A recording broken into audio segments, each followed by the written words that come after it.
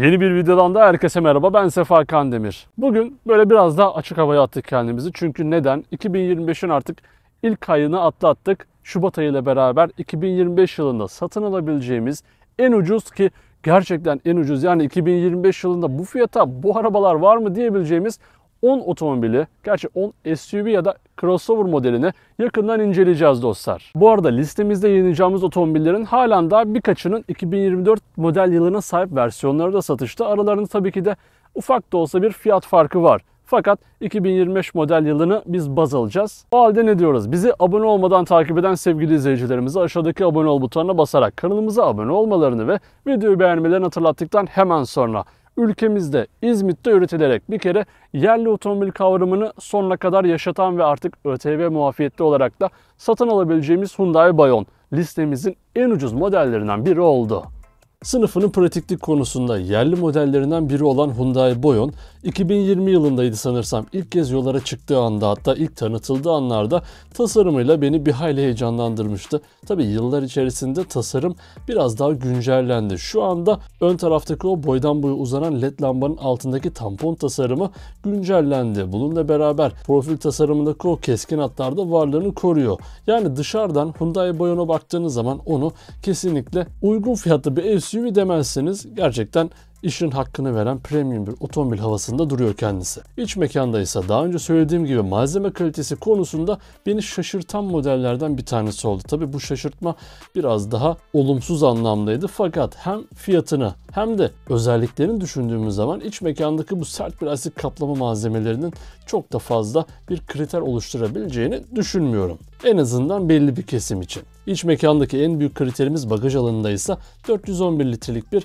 hacme sahip olacaksınız. Tabi artık olmazsa olmaz şeylerimizden bir tanesi güvenlik. 2025 yılında bugün 0 kilometre hangi otomobili alırsanız alın artık güvenlik özellikleri olarak zaten GSR2 standartlarıyla beraber daha öncelerinde opsiyon olarak satın aldığımız özelliklere ücretsiz şekilde sahip olacaksınız. Bu özelliklerin içerisinde bulunan elektronik denge kontrol programı, araç stabilite yönetim programı, yokuş kalkış destek sistemi, acil durum fren sinyali, çoklu çarpışma önleme fren sistemi, sürücü, ön yolcu, yan ve perde hava yastıklarıyla yükseklik ayarlı ön emniyet kemerleriyle beraber. Arka park sensörü standart olarak sunuluyor. Ön park sensörü ise en üst donanımda standart, diğer iki donanımda opsiyonel şekilde satın alabilirsiniz. Buna karşın geri görüş kamerası tüm donanımlarda standart, hız sabitleyici, şerit takip, şeritte kalma, sürücü dikkat uyarısı, uzun far asistanı, akıllı hız limit asistanı, önden çarpışma önleme asistanı da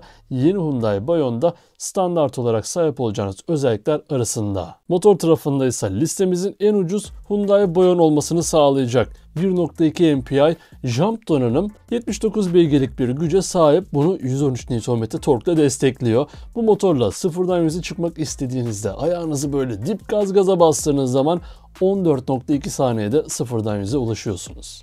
Beşilerin manuel viteste yönetildiğinde söylememde fayda var. En büyük kriterlerimizden ortalama yakıt tüketiminde 5,5 litre civarlarında olduğunu söyleyeyim. Tabi performans konusunda çok fazla sizi tatmin etmeyecektir. Orası ayrı bir konu. Bu özelliklerde bir Hyundai Bayon'a 2025 yılı Şubat ayında sahip olmak için ödemeniz gereken meblağ ise 1.084.000 lira. Evet, 1 milyon lira bandında gerçekten sahip olunabilecek 0 kilometre B crossover modelleri arasında ilk sırada kendisini görebiliriz. SUV denildiğinde aslında akıllara çok da fazla gelmeyen, biraz daha yerden yüksek otomobil tarzıyla uygun fiyatlı otomobil arayanların artık çok da fazla radarına girmesi de halen daha alıcılarının bulunduğu Dacia Sandero listemizin ikinci sırasında bulunuyor. Listemizin ikinci sırasındaki Dacia Sandero Stepway ise Dacia'nın şu an halihazırda satışta bulunan iki modelinden bir tanesi dostlar. Evet, Duster'ın ardından ürün gamı gittikçe azalan Dacia şu an Sandero Stepway ve Jogger'la yoluna devam ediyor. Bizim listemize giren B crossover Dacia Sandero Stepway ise biraz daha dediğim gibi yerden yüksek otomobil havasında, SUV havasını elbette ki vermez. Fakat hem yerden yüksek olsun hem de biraz daha uygun fiyatlı olsun dediğiniz zaman sahip olabileceğiniz otomobillerden bir tanesi. Dış taraftaki malzeme kalitesine zaten diyecek bir şey yok. Çünkü zaten markanın böyle bir iddiası yok. Keza iç mekandaki koltuk kalitesi olsun, göğüs kalitesi olsun yine sınıf standartlarının, hatta Dacia standartlarını karşılıyor diyebiliriz. Burada bizi ilgilendiren belki de en önemli noktalardan bir tanesi motor seçeneği yeni Dacia Sandero Stepway 1 litrelik bir turbo beslemeli motorla geliyor. Bu motordan 90 beygir güç üretirken 142 Nm tork üretiyor ve sıfırdan 100'e tıpkı atmosferik beslemeli Hyundai Boyon gibi 14.2 saniyede çıkıyor. Hyundai Boyon'a göre en büyük artısını ve tercih edilme sebeplerinden olabilecek vites konusunda ise 6 ileri CVT otomatik şanzımanla listenin favori otomatik vitesle uygun fiyatlı otomobillerinden bir tanesi olacak kendisi. Ve dostlar, bu özelliklerdeki bir Sandero Stepway'e sahip olmaksa 2025 model yılı için 1.143.000 liradan başlıyor. Eğer ki ben 2024 model çıkışlı bir Sandero Stepway sahibi olayım derseniz o halde 1.112.000 liradan başlayan fiyatları gözden çıkarmanız gerek. Ekonomik olarak kötü gidişatından sonra Honda ile yapacağı holdingleşme çalışmasından aniden masadan ayrılan Nissan'ın aslında Juke modeliyle aynı platform üzerinde üretilen modeli Renault Captur. Yenilenen tasarımı, teknolojisi ve özellikleriyle listemizin yeni yüzlü ve favori modellerinden bir tanesi olacak. Tabi Sandero Stepway'den sonra biraz seviyeyi yükselteceğiz. Bu seviye fiyata da yansıyacak ama çok fazla korkmayın. Gerçekten özellikle yenilenen tasarımıyla benim çok hoşuma giden Renault Captur. Az önce de dediğim gibi Nissan Juke'la aynı platform üzerinde üretiliyor. O yüzden sürüş tarzı, hatta bazı parçaların üzerindeki Nissan logosuyla beraber sizi bir ortaklığın penceresinde karşılıyor. Buna karşın arka tasarım her ne kadar aynı olsa da yenilenen far ve tampon tasarımıyla beraber çok da dinamik ve heyecanlı bir görünüme sahip. İç mekanda da keza yine o yenilenmeden nasibini alan Renault Captur, B SUV segmentinde ya da B crossover segmentinde sahip olabileceğiniz, nispeten böyle biraz daha ufak kişi sayısına sahip ailelerin rahatça kullanabileceği, şehir içerisinde büyük SUV'lerin ya da arabaların giremediği büyük şehirlerde daha rahat park yeri bulabileceğiniz, otoparkların sizi daha rahat kabul edebileceği bir SUV olarak karşımızda duruyor. Tabii Renault Captur'un en büyük avantajlarından bir tanesi motor tarafında. Giriş seviyesinde Evolution donanımda mild hibrit, yani yarı hibrit 160 beygirlik bir motorla gelen yeni Renault Captur, içten yanmalı motor tarafında 1.3 litre hacminde bir motora sahip. Bu motordan 270 Nm tork üretirken 7 ileri EDC çift karbon otomatik viteste de kullanımı taşlandırıyor. Ortalama yakıt tüketiminin de 6 litre olduğundan bahsedeyim. Sıfırdan 100'e hızlanmada ise 8,5 saniye ile gayet iddialı diyebilirim ki 160 beygir zaten bu boyutlarda bir otomobil için fazlasıyla iyi dostlar. Güç derseniz var. Tasarım derseniz var. Fiyat konusunda ise 2025 yılında yeni Renault Captur'a sahip olmak isterseniz 1.529.000 lirayı gözden çıkarmanız gerek. Evet, 1 milyon liraya Boyon ya da Sandero Stepway'in olduğunu varsayarsak 1,5 milyon liraya bir Captur sahibi olmak ister miydiniz? Bunun da cevabı sizde saklı. Aha, nerede o eski uygun fiyatlı otomobil videolarımız? Uygun fiyatlı otomobil videosu denildiğinde böyle akıllara ilk gelen modellerden Chery artık fiyat bandını 2 milyona doğru çıkarmış durumda. Uygun fiyatlı otomobil serilerinin vazgeçilmez iki modeli ve aslında Çinli otomobillerinde premium segmentteki lideri Chery, Tiggo 7 modelinde artık fiyat skalasını 2 milyon 10 bin liraya çıkartırken Omoda 5 1.8 milyon lirayla listenin pahalıları arasında, ama yine de onları anmadan geçmek istemedim. Yani Çinli otomobillere getirilen ek vergilerden sonra fiyatlar çıktıkça çıktı. Bu konu hakkında neler düşünüyorsunuz? Yine bunda yorumlar kısmına yazabilirsiniz. Renault markasına geçtikten sonra ülkemizde üretilmeye başlanan Duster şu anda %20'lerde gezen yerlilik oranından dolayı ÖTV muafiyetiyle satın alabileceğiniz otomobiller ya da SUV'ler arasında bulunmuyor ki bunun takriben bir 6. ayda %40 yerlilik oranının üzerine çıkacağını varsayarsak bu fiyata özellikle de ÖTV muafiyetiyle düşünüldüğümüzde yine listenin favori modellerinden biri olabilir. Duster, Dacia'dayken gerçekten çok iyi iş yapan, Renault'a geçtikten sonra tıpkı tahmin ettiğimiz gibi bir tık daha müşteri kitlesinin değiştiği Duster. Bu defa giriş seviyesinde Evolution donanımla geliyor ve Eco-G yani LPG'li motorundan 100 beygir güç üretiyor. Tasarım konusunda bu otomobil gerçekten başarılı bulduğum modellerden bir tanesi. Biliyorsunuz Duster'ın bir de C-SUV olarak nitelendirdiği Bigster var ki bugüne kadar yeni Duster'ı C-SUV olarak satıyordu ama Bigster çıktıktan sonra markanın ilk C-SUV'u diyerek birçoğumuzu ters köşe yaptı. Bunu da kabul ediyorum. Tabii henüz ülkemizde Bigster bulunmuyor ve bulunmayacağı söyleniyor. Tabii ki de bu sizden gelen yoğun taleple muhakkak değişir. Ama şu anda özellikle Renault cephesinde yeni Duster'la beraber onu yolda gördüğüm zaman hoşuma giden bir tasarımın olduğunu tekrar altını çizebilirim. İç mekanda ise yani bir önceki nesline göre biraz daha iç mekan daralmış, biraz daha karanlık. Bunu kabul ediyorum. Özellikle de arka taraftaki o yükselen omuz çizgisi beni içimi biraz karartan formda. Buna rağmen Euro NCAP'ten 3 yıldız aldığını da hatırlatarak 100 beygirlik LPG'li bir Duster'a sahip olmanın bedeli 1.385.000 lira olarak belirlenmiş durumda. Eğer ki 2024 model bir Duster sahibi olmak isterseniz de bu fiyat 1.358.000 liraya çıkıyor dostlar. Fiyat biraz daha 1.5 milyonlara doğru giderken Citroen C4 iddialı tasarımı ve daha geniş hacmiyle sizin tercihiniz olabilir. Şimdi bir saniye Citroen C4 biliyorsunuz tasarımını tamamen yeniledi. Ön tarafta çok ilgi çekici bir tasarıma geçiş yaptı. Bu çift çizgi gündüz farları markanın logosuyla bir çağrışım yapıyor. Yine kızgın bakan suratı da biraz daha ciddiyet kazanmış. Profilde yine bir önceki nesliyle ya da makyaj öncesiyle aynı kalsa da arka tasarımın değişikliği de yine bizi etkileyen detaylardan oldu. Listenin öncesindeki modellerden boyusu olarak biraz daha büyük olan yeni Citroen C4 4350 mm uzunluğunda, 1800 mm genişliğinde ve 1525 mm yüksekliğine sahip. Dingil mesafesine de elbette farkını ortaya koyuyor 2670 mm ile. Bagajının 380 litrelik hacmini iç mekandaki geniş diz ve baş mesafesiyle kurtarıyor.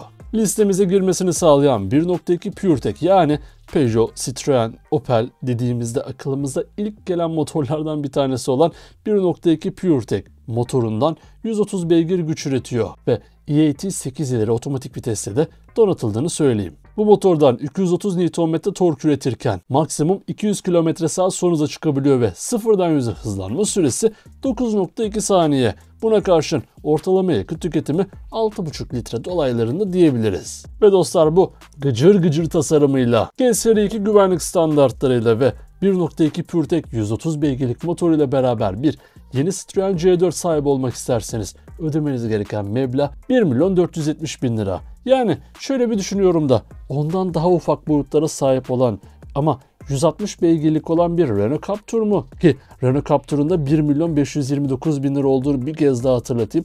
Yoksa boyusu olarak daha büyük, performans olarak da yeterli, arada neredeyse 60.000 lira daha ucuz olan Citroen C4'ü mü tercih ederdiniz? Yine yorumlara cevabınızı şu anda yazabilirsiniz. Tıpkı yerli üretim Bayon gibi ülkenin şok diyebileceğimiz fiyat bandında olan Egea Cross 2025 yılında da buradayım diyor. Evet, olmazsa olmazlarımızdan Egea Cross. Artık tasarımına diyecek bir laf yok çünkü onu kafamıza ne tarafa çevirsek görüyoruz. İç mekanda da eminim bir kez olsun bilmişsinizdir.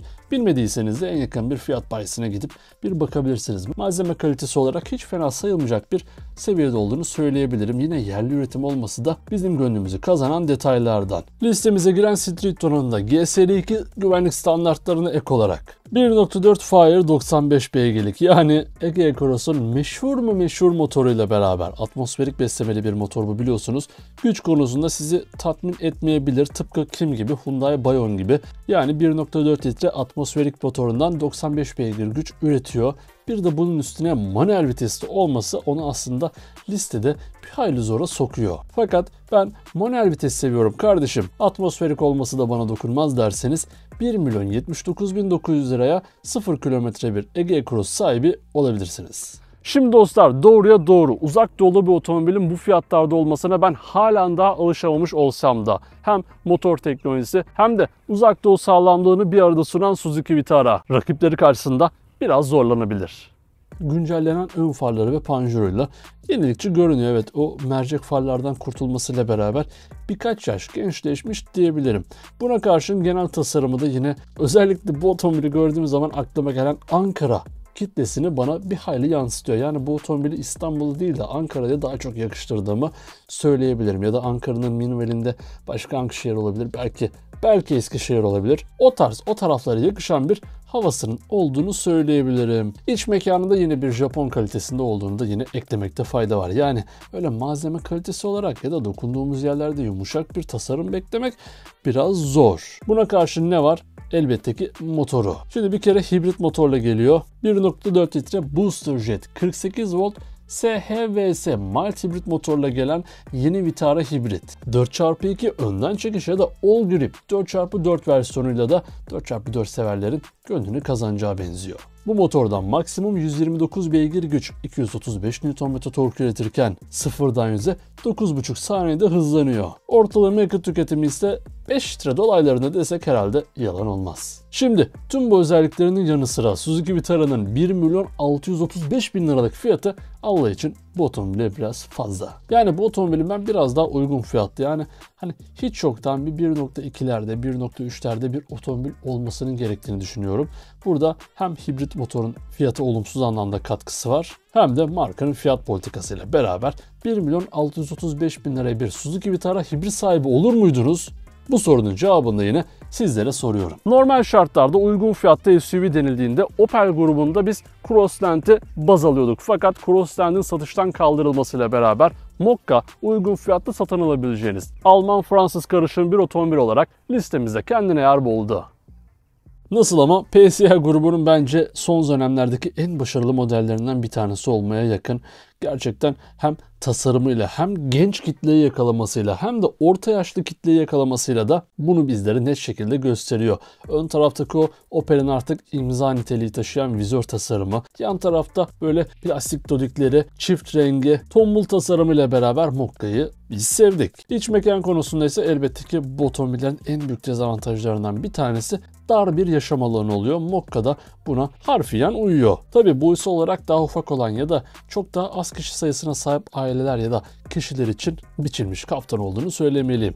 Motor tarafında 1.2 PureTech 130 beygirlik benzinli motorla gelirken bu motoru nereden hatırlıyoruz? Citroen grubundan elbette. Yeni Opel Mokka'ya sahip olmanın bedeli kampanyalı şekilde 1.689.900 lira. Yani listenin en pahalı otomobillerinden bir tanesi olduğunu söylemeliyim. Yine ondan daha büyük olup aynı motoru kullanan Citroen C4 1.470.000 lirayı da bir kez daha hatırlatayım. Yine normal şartlarda listemizde ilk sıralarda adını andığımız MG ZS 2025 yılında bu 11 arabalık listenin favorisi olur mu? Bunun cevabını yorumlara mutlaka bekliyorum. Ve dostlar, önceki listelerimizin favori modellerinden olan MG ZS. Biliyorsunuz tasarımını tamamen yeniledi. Biz tabi henüz o tasarımdan nasiplenemedik ama yakındır yani. Ama ben makyajlı olup da fiyatının artmasındansa klasik tasarıma sahip olan bir MG ZS sahibi olmak istiyorum derseniz 1.5 litre motorlu, 106 beygir güç, 140 Nm tork üreten atmosferik beslemeli, bir de bunun üzerine manuel vitesli bir MG ZS'ye 1.349.000 lira ödeyerek sahip olabilirsiniz. Peki ne dersiniz dostlar? Bu 11 SUV arasından, ki buraya Tiguan'i ve Omoda 5'i de katıyorum ki onların da gönlü kalmasın. Bu 11 SUV arasından sizin tercihiniz hangileri ya da hangilerinden yana olurdu? Ya da burada olmalı dediğiniz başka otomobiller var mı? Yorumlar kısmında cevaplarınızı bekliyorum. Evet dostlar, uygun fiyattaki uygun ama kime göre neye göre uygun diyebileceğimiz uygun fiyatta SUV crossover modellerini derlediğimiz 11 arabalık videomuzun sonuna geldik. Ben bu 11 araba arasında sizin tercihiniz hangisinden yana olurdu ya da satın aldıysanız kullanım tecrübelerinizi yine yorumlar kısmına mutlaka bekliyorum. Ayrıca tekrar hatırlatmakta fayda var. Sonraki videolardan anında haberdar olabilmek için kanalımıza abone olmayı, videoyu beğenmeyi ve sevdiklerinizle paylaşmayı unutmayın. Bir sonraki videoda görüşmek üzere. Kendinize iyi bakın. Sağlıcakla kalın.